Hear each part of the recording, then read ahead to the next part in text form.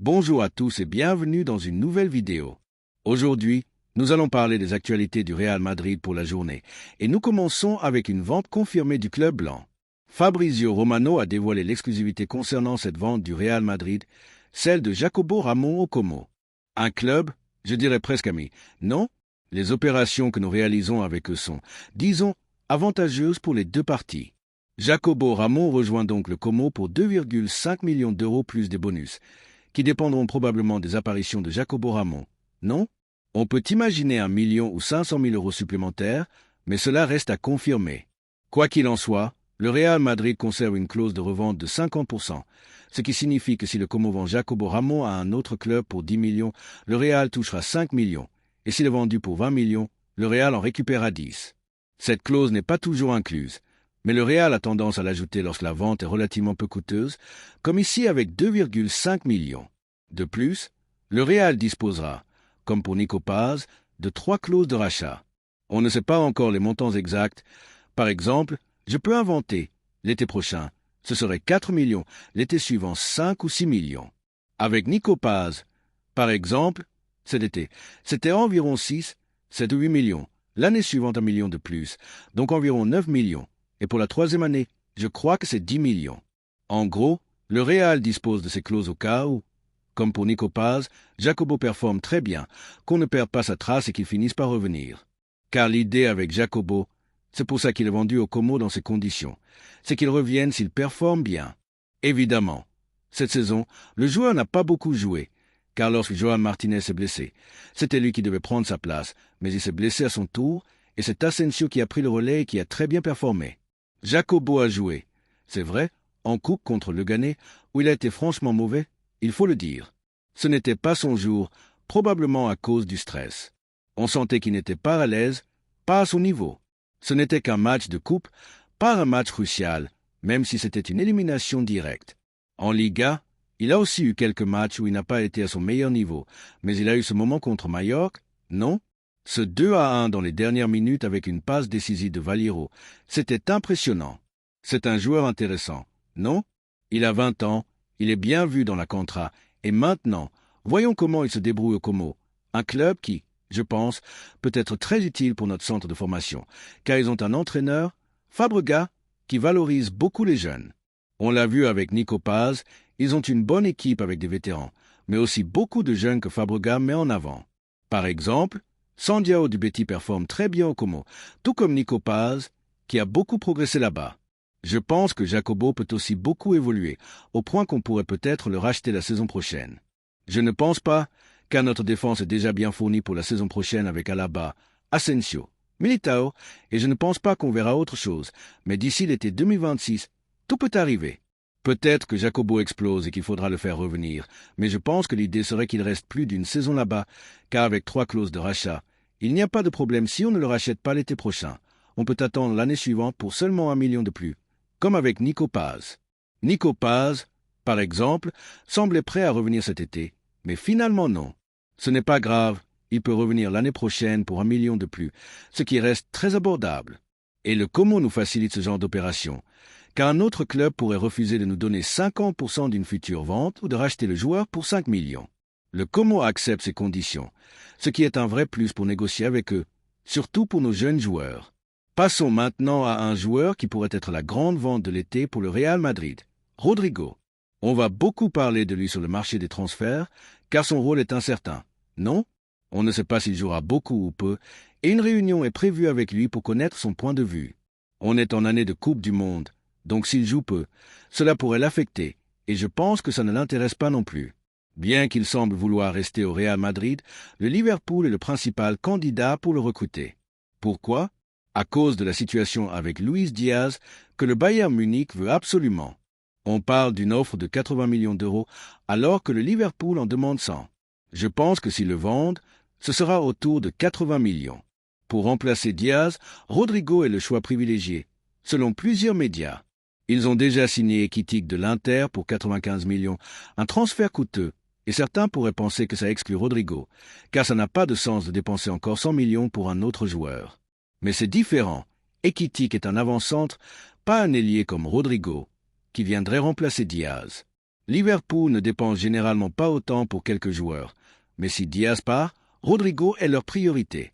Si Diaz reste, ils n'iront pas chercher Rodrigo, car ils auraient déjà Diaz, Salah et Kitik, et ça n'aurait pas de sens d'avoir 5 attaquants titulaires. Pour l'instant, Rodrigo est le grand nom du marché pour une éventuelle grosse vente du Real Madrid. Aucun autre joueur ne semble sur le départ, sauf surprise. Une réunion avec lui est prévue pour discuter de son avenir, car même s'il veut rester, Xabi Alonso pourrait lui dire qu'il ne sera pas titulaire vu la concurrence avec Vinicius et Mbappé. S'il veut se battre pour une place, tant mieux, car même en tant que remplaçant, il peut apporter beaucoup et gagner en confiance progressivement. Mais c'est un feuilleton qui va durer tout l'été, et tout dépend de la vente de Luis Diaz.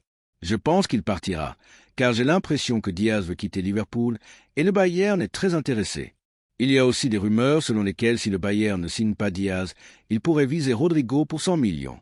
Le transfert de Rodrigo se situerait entre 90 et 100 millions, une somme justifiée vu son talent, son palmarès et son âge, même après une saison en demi-teinte. Le Real Madrid ne le vendra pas à moindre prix, car si des clubs comme Manchester United paient 80 millions pour Mbeumo ou le Bayern pour Diaz, Rodrigo vaut au moins 100 millions. Il a un talent incroyable et dans un bon environnement. Sur l'aile gauche, il peut exploser. Physiquement, il doit encore s'améliorer, notamment dans les duels, mais dans un football anglais avec plus d'espace, il pourrait briller, surtout à Liverpool. Si le Real Madrid le vend, ce ne sera pas à n'importe quel prix. Avec 3 ans de contrat restant, le club n'a pas besoin de le brader. S'il reste, il pourrait commencer sur le banc, mais avec le temps, il pourrait gagner sa place. Une réunion est prévue, et selon des sources comme Cortegana, elle devait avoir lieu la semaine dernière, mais rien n'a filtré. Rodrigo a toujours dit qu'il voulait rester, sauf lors d'un moment de frustration après avoir été remplacé en finale de coupe.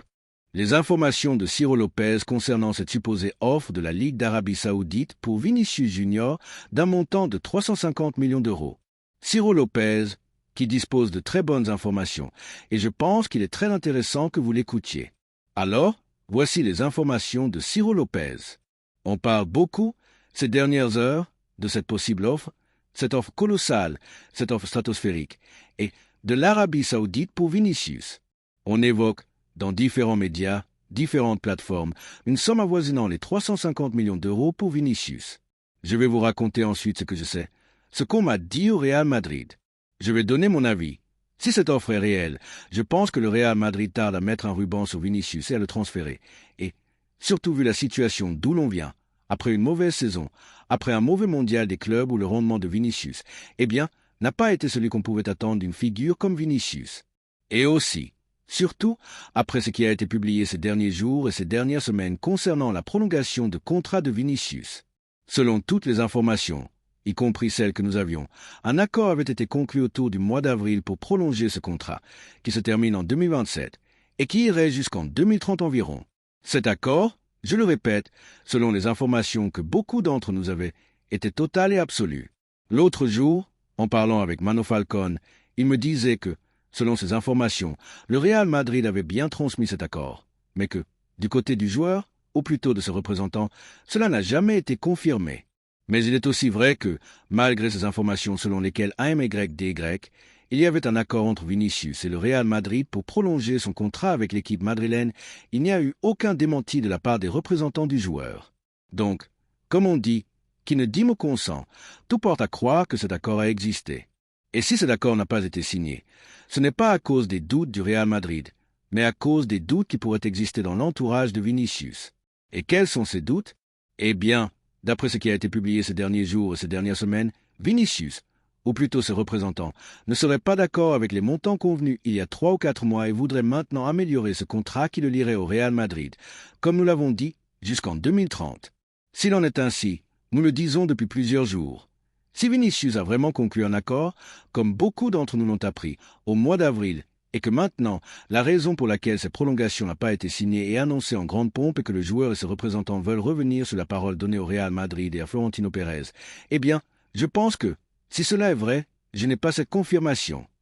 Si cela est vrai, l'avenir de Vinicius, avec ou sans offre, ne sera pas, à mon avis, lié au Real Madrid pendant très longtemps. Pourquoi?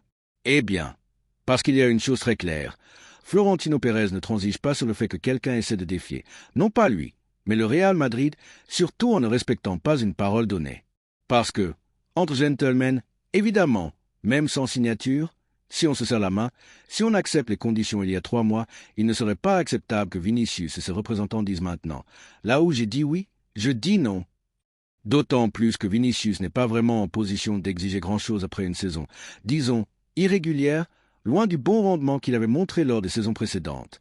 Je ne qualifierais pas la saison de Vinicius de mauvaise, mais je dirais, comme je l'ai mentionné plus tôt, qu'elle a été irrégulière et nous n'avons pas vu le meilleur Vinicius. Il est vrai qu'il y a eu quelques matchs où il a retrouvé le niveau de la saison dernière ou d'il y a 2 ans, mais on peut compter ces bons matchs sur les doigts d'une main. C'est à peu près la même chose pour le mondial des clubs. Il y a eu plus d'ombre que de lumière. Il y a eu un match, le 3e, je crois, contre Pachuca, où l'on a retrouvé ce grand Vinicius des saisons précédentes, mais la lumière s'est éteinte là-dedans. Non? Contre le Paris Saint-Germain, eh bien, comme le reste de l'équipe, il n'a pas brillé du tout. Vinicius n'est pas apparu, et dans les matchs précédents, à l'exception, comme je l'ai dit, de ce match contre Pachuca, le rendement du joueur brésilien a laissé beaucoup à désirer. Donc, même s'il avait fait un grand mondial des clubs ou une grande fin de saison, ce ne serait pas acceptable. Et si l'on ajoute à cela qu'il n'a pas été à son meilleur niveau, que Vinicius prétende maintenant, je le répète, si ces informations, que je n'ai pas confirmées, sont vraies, retarder sa signature parce qu'il n'est pas d'accord avec la parole donnée il y a 3 mois, eh bien, franchement, je pense que l'avenir de Vinicius est très loin du Real Madrid. Et maintenant, je vais vous raconter ce que je sais sur cette offre de l'Arabie Saoudite. Évidemment, je me suis renseigné ces dernières heures pour savoir, sans spéculer, si cette offre de l'Arabie Saoudite est arrivée dans les bureaux du Real Madrid. On parle d'une somme proche de 350 millions d'euros. Et la réponse qu'on m'a donnée au Real Madrid, c'est qu'aucune offre n'a été reçue dans les bureaux et personne de l'Arabie Saoudite n'a contacté le Real Madrid pour discuter de la possibilité d'un transfert du joueur vers les terres saoudiennes. Les représentants de Vinicius ne se sont pas non plus manifestés. Par conséquent, le Real Madrid se base sur des réalités, vit dans la réalité, et en ce moment, le plan est le même qu'il y a 2 mois, 1 mois ou 2 semaines. Au Real Madrid, on attend que Vinicius et ses représentants respectent leurs paroles et signent ce contrat une fois les vacances terminées et la pré-saison pour la saison 2025 à 2026 commencée. Rien d'autre. Le Real Madrid ne l'envisage pas autrement. Évidemment, 350 millions, c'est beaucoup d'argent pour un joueur, nous sommes tout à fait d'accord. Mais la réalité, c'est qu'au Real Madrid, aucune offre n'a été reçue, ni de 350, ni de 200, ni de 150, ni de 100 millions. Certains diront, eh bien, peut-être qu'ils n'ont pas encore bougé, mais ils y pensent. Ce qu'on me dit au Real Madrid, c'est que si une offre arrive, elle sera étudiée. Mais pour l'instant, parler d'un possible départ de Vinicius, d'une offre colossale de l'Arabie Saoudite, c'est de la spéculation, car ni les représentants de Vinicius ni une équipe saoudienne n'ont présenté d'offre, pas même une offre moindre. Donc, avec un peu de patience, nous verrons comment les choses évoluent dans les prochains jours. Je continue de penser que Vinicius a prolongé avec le Real Madrid une fois ses vacances terminées et que tout ira bien. Mais, dans le football, tout peut arriver. Et si cette offre devient réalité, le Real Madrid étudierait très sérieusement la possibilité de transférer Vinicius, à condition que le joueur veuille partir pour cette équipe saoudienne.